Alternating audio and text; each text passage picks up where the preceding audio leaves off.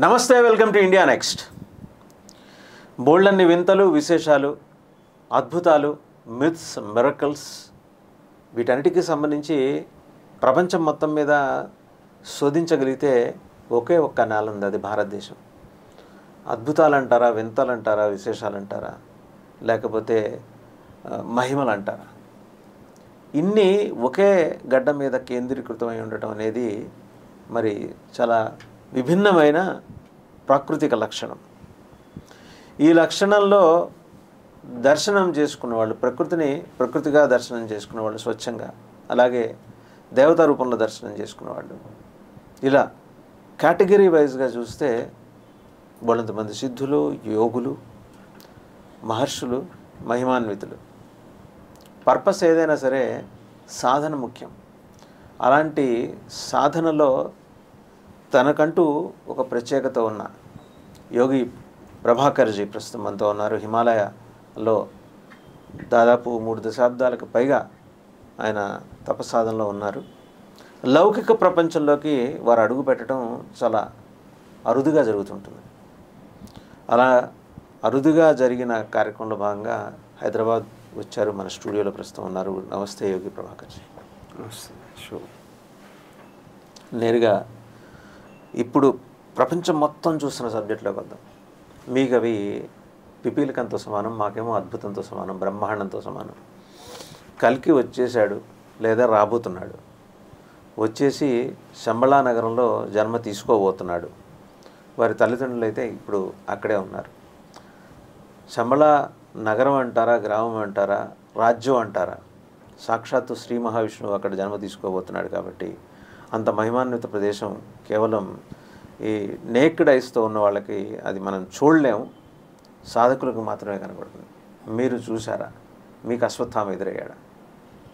ఓం విఘ్నేశ్వరాయ నమః, ఓం సరస్వతీయ నమః, ఓం పార్వతీ పరమేశ్వరాభ్యం నమః. మీరు అడిగినటువంటి ప్రశ్నకి సమాధానం, శంబళా నగరం, కల్కి శంబళా నగరంలో పుట్టాడా అని అడుగుతున్నారు. అసలు భారతీయ తత్వశాస్త్రాల ఆధారంగా చేసుకుని భారతీయ ఆలోచన విధానం సాగుతుంది. తత్వశాస్త్రాల్లో శృతి, స్మృతి, పురాణ ఇతిహాసాలు, ఆగమాలు, తర్వాత వచ్చినటువంటి దర్శనాలు. అయితే శృతి ఏం చెబుతుంది అంటే, ఏది సత్యమో అదే చెప్పండి, ఏది ధర్మమో ఆ సత్యాన్ని చేరడానికి దాన్ని ఆచరించండి. ఒకటి చెప్తుంది, ఒకటి ఆచరించాల్సినటువంటి, అంటే రెండోది ప్రాక్టీస్, మొదటిది థియరీ.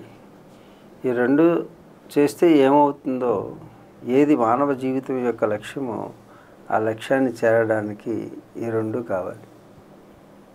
అయితే ఈ శృతి తర్వాత వచ్చినవి స్మృతులు, తర్వాత పురాణాలు. ఈ పురాణాలన్నీ కూడా మానవ నిర్మితమైనటువంటివి, మానవ రచన చేసినటువంటివి. శృతి మాత్రం అపౌరుషేయమైనటువంటిది, ఇది సనాతనమైనది. అయితే పౌరాణిక గాథలను ఆధారంగా చేసుకుని మనం ఈ కథలన్నీ వచ్చినాయి అన్నమాట. ఈ కథలైనా వాస్తవాలా అంటే వాస్తవమే, కానీ సత్యం మాత్రం కాదు. శంబళా నగరం వాస్తవం అయి ఉండొచ్చు, నిజం అయి ఉండొచ్చు, కానీ సత్యం మాత్రం కాదు. అదేమిటండి అంటే యదృశ్యం తద్నశ్యం అని శాస్త్రం చెబుతుంది. అయితే శంబళా నగరం కూడా దృశ్యరూపకం అయితే అది నశ్యం అవుతుంది. శంబళ నగరం ఉన్నదని కల్కి ఒక కథగా మనకి కొన్ని పాత్రలని ఆధారంగా చేసుకుని కథలు వస్తాయి. కానీ కథల్ని ఆధారంగా చేసుకుని ఆ పాత్రల్ని ఆరాధించడం అనేటటువంటిది చేయడం కాదు మనం చేయాల్సింది. దాని లక్ష్యం, కథ యొక్క లక్ష్యం, కథ యొక్క సారాంశం మీద ఉండాలి. ఆ సారాంశానికి అంటే ఆ లక్ష్యాన్ని చేరడానికి ఆ కథలో పాత్రలు కదులుతూ ఉంటాయి. అంటే ఒక మంచి మీద ఒక చెడు దాడి చేస్తే ఆ చెడు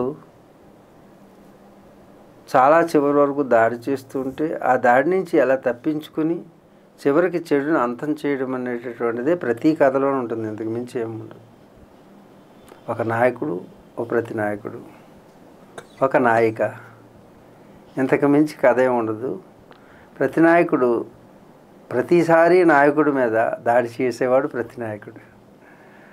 ఆ ప్రతి దాడి నుంచి ఎలా తప్పించుకోవాలి, ఈ ఉపాయంతో ఎలా తప్పించుకోవాలో ఆ నాయకుడు నిరూపిస్తూ ఉంటాడు. ఈలోపు నాయకుని అడ్డం పెట్టించుకుని నాయకుడిని ఇబ్బంది పెడుతుంటాడు. చివరికి ఆ నాయకుని రక్షించుకుని ఆ ప్రతినాయకుడిని శిక్షిస్తాడు. ఇది కథ యొక్క అంతం. ఏ కథ అయినా సుఖాంతం దీంతో అవుతుంది. అలాగే ఈ యొక్క ఇప్పుడు పౌరాణిక గాథల్లో ఉన్నటువంటి ఒక ప్రత్యేకమైనటువంటి ఒక నగరం పేరు శంబలా నగరం. ఈ శంబలా అంటే ఏమిటి? ఇది హిమాలయాల్లో ఉందా? మీరు హిమాలయాల్లో తిరుగుతూ ఉంటారు కదా, ఎప్పుడైనా శంబలా నగరాన్ని చూసారా అంటే శంబలా నగరం చూసేది కాదు, దర్శించేది. దర్శనానికి చూపుకి ఏమిటంటే వాస్తవాన్ని చూస్తాం, అలాగే నిజాన్ని దృష్టితో పరిశీలిస్తాం, సత్యాన్ని దర్శనం చేస్తాం.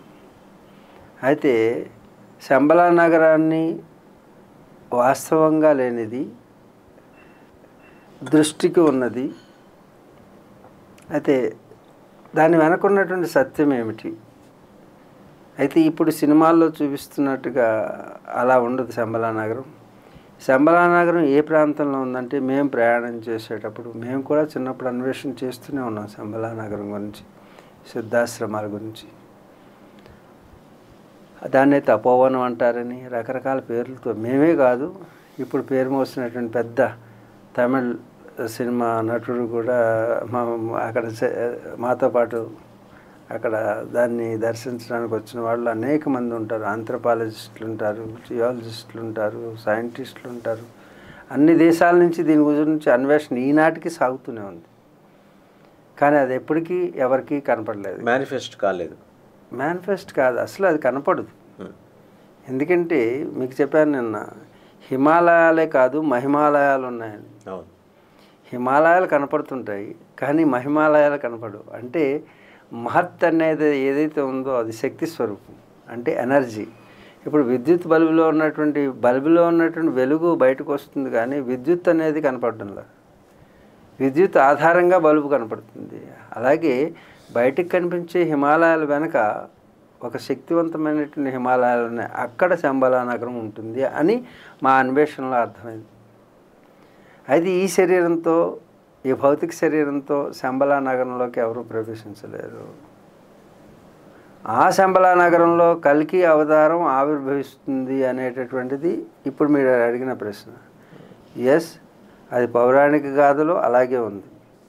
కానీ శంబలా అంటే ఏమిటి, కల్కి అంటే ఏమిటి అంటే, ఈ కథలో ఉన్నటువంటి ఈ భౌతిక పాత్రలన్నీ కూడా అంతరంగానికి ప్రయాణం చేయడానికి అవసరమైనటువంటి సాంకేతికమైనటువంటి సూచనలు.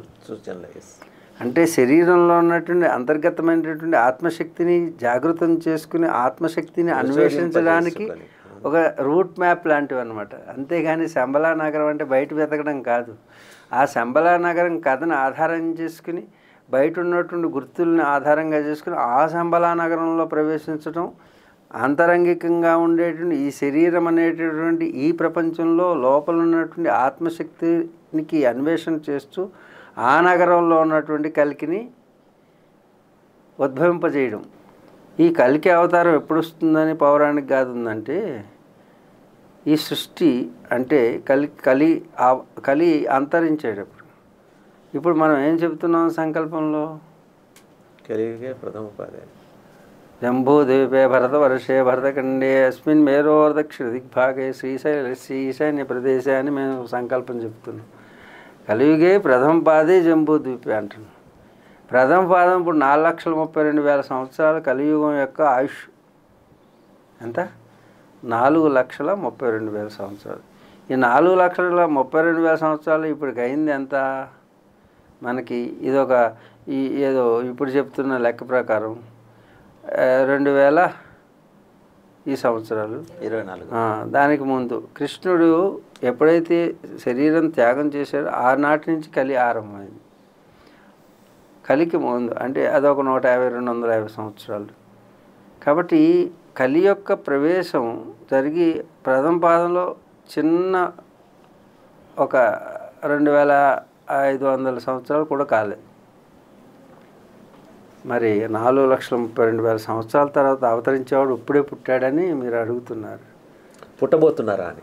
పుట్టబోతున్నారా అంటే కల్కి అంటే ఏమీ లేదు, కాల్కి అని అర్థం. కాల్ అంటే ఏంటంటే కాలం. కాలం అనేటటువంటిది ఒక సైక్లిక్ ఆర్డర్లో ఉంటుంది. కాలం ఎప్పుడు తిరుగుతుంది కాలచక్రం. డార్క్ ఏజీ అంటే ఈ చక్రం ఇలా తిరిగిన వెంటనే కొన్ని యుగాలు అయిపోతుంటాయి. 4, 8 యుగాలు ఉంటాయి ఒక చక్రంలో. 8 జాములు అంటున్నాం కదా మనం ఇప్పుడు. అలాగే యుగాలు కూడా 4 ఇటువైపు 4 ఇటువైపు ఉంటాయి. దాంట్లో మనకి కృతయుగం, త్రేతాయుగం, అలాగే ద్వాపరయుగం, కలియుగం ఉంటుంది. ఇలా తిరుగుతున్నప్పుడు ఒక్కొక్క సైకిల్లో ఒక్కొక్కసారి మళ్ళీ సైక్లింగ్ జరుగుతుంది. అప్పుడు వచ్చేటువంటిది కాల అంటే చీకటి. అంటే ఒక 4 యుగాలకి మధ్యలో సంధి యుగంలో కాలం డార్క్ ఏజ్ వస్తుంది.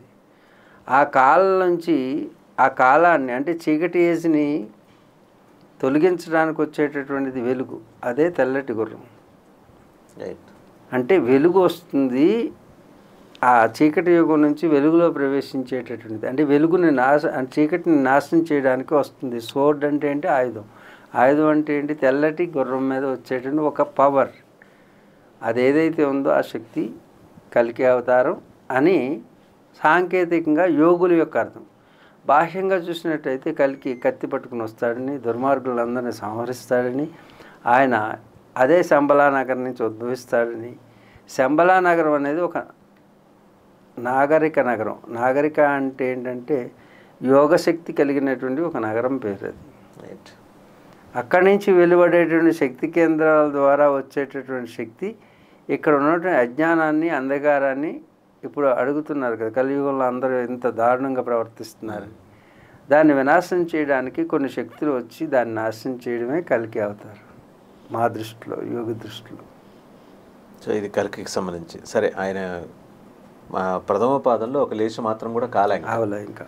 సో అదంతా అయిపోయిన తర్వాత ఆయన ఆవిర్భవిస్తారు. కానీ ఈ లోపలే దానికి సంబంధించిన హైప్ ఎలా మెటీరియలిస్టిక్ మార్కెట్లో క్రియేట్ అయింది. సహజమైనది ఇది. జాయతే వర్ధతే లీయతే. ఇది ప్రకృతి యొక్క పరిణామ దశలు. నిన్న ఉన్నటువంటి పుష్పం, పూసిన పుష్పం ఇవాళ ఉన్నదా అంటే అది పుట్టినప్పుడు చాలా అందంగా ఉంది. కానీ పుట్టిన పుష్పం మధ్యాహ్నానికి దాంట్లో మార్పు వచ్చింది, సాయంత్రానికి వాడిపోయింది, ఓడిపోయి రాలిపోయింది. దాని ఆయుర్దాయంలో దాని పరిణామ దశలు ఎలాగైతే ఉన్నాయో ప్రకృతిలో కూడా చెడు ఎప్పుడూ కూడా వృద్ధి చెందుతూ ఉంటుంది. చెడు వృద్ధి చెందుతుంది. మీకు నన్ను చెప్పినట్టుగానే ఈ లోకం చెడిపోతుందంటే లేదు చెడు పోతుంది అని చెప్పాను. ఈ లోకంలో ఏది చెడిపోయినా అది చెడిపోతుంది అంటే పోతుంది అని అర్థం. అందుకు పరిణామ దశని యోగులు ఎప్పుడు గమనిస్తుంటారు. అందుకు వాళ్ళకేమీ తొందర ఉండదు. ఎంచేతంటే వృద్ధి చెందుతుందంటే వృద్ధత్వం చెందుతుంది అని అంతే. ఆ వృద్ధత్వం ఏం చేస్తుంది? తిరిగి కాలగర్భంలో కలిసిపోతుంది. అలాగే మీరు చూస్తున్నటువంటి హయ్యెస్ట్ పీక్కి వచ్చేసిందండి. ఎవరు చూసినా ఎక్కడ చూసినా అధర్మమే కనపడుతుంది. ఈ హత్యలు, ఆత్మహత్యలు, ఘోరాలు, నేరాలు అని చాలామంది రోధిస్తుంటారు. ఎంత పెరిగిందో అంత తరుగుతుందని తెలుసుకోండి. అంటే పెరిగి నాశనం అయిపోతుంది. నెక్స్ట్ సైకిల్ స్టార్ట్ అవుతుంది.